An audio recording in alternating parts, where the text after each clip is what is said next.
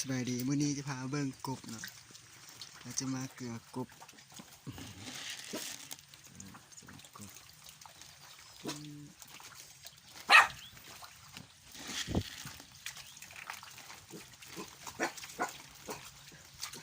มันจะโด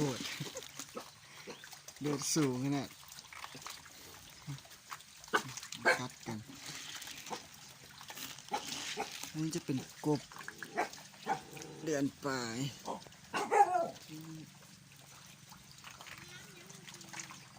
ฮะโอ้ยไปหา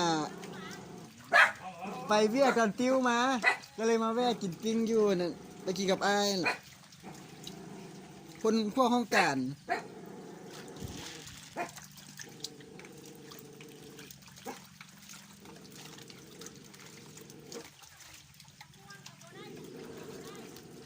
เนี่ย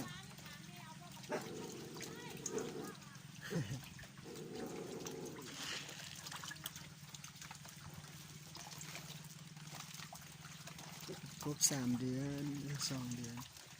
เดือนปลายตัวนี้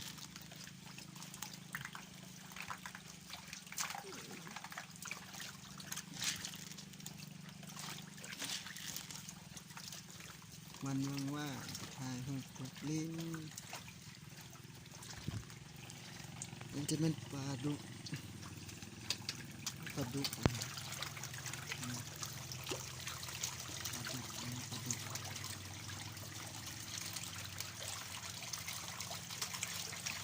าดุก2 ตัว